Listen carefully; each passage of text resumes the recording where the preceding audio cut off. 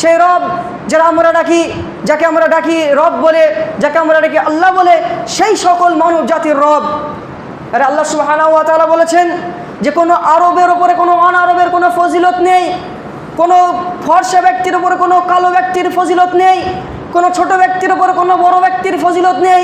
যদি ফজিলত থাকে আল্লাহ ভীরুতা, আল্লাহর ভয়, তাকওয়া, আল্লাহ ভীতি, এরই ফজিলত রয়েছে আল্লাহ সুবহানাহু ওয়া তাআলার কাছে। এটাই তো আল্লাহ সুবহানাহু ওয়া তাআলা কোরআন পাকের মধ্যে বলেছেন, ইয়া আইয়ুহান নাস, হে মানব সম্প্রদায়, ইন্না খালাকনাকুম মিন যাকারিন ওয়া উনসা, আমি তোমাদেরকে সৃষ্টি করেছি পুরুষ এবং মহিলা হতে।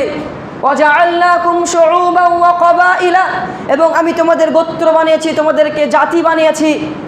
লিতাআরাফু, যাতে তোমরা একে অপরকে চিনতে পারো।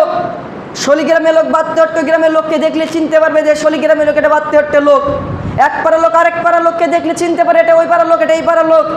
এরই জন্য আল্লাহ সুবহানাহু ওয়া তাআলা এই জাতি, এই পাড়া, এই গোত্র বানিয়েছেন। কিন্তু আল্লাহর কাছে সম্মান একটাই, তাকওয়া।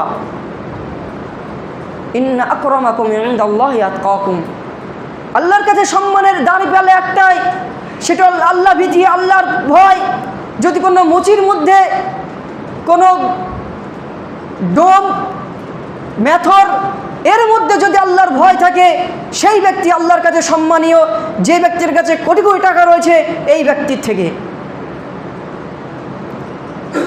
রাসূলুল্লাহ সাল্লাল্লাহু আলাইহি সাল্লাম তো এটাই বলেছেন, ইন্নাল্লাহা লা ইয়ানজুরু ইলা সুওয়ারিকুম ওয়ালা ইলা আ'মালিকুম ওয়ালাকিন ইয়ানজুরু ইলা কুলুবিকুম ওয়া আমালিকুম।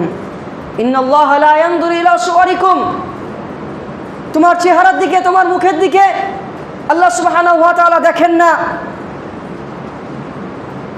তোমার সম্পদের দিকে আল্লাহ সুবহানাহু ওয়া তাআলা দেখেন না। আল্লাহ তাআলা যেটা দেখেন আমাদের অন্তর এবং আমাদের আমল। আমরা যে আমলগুলো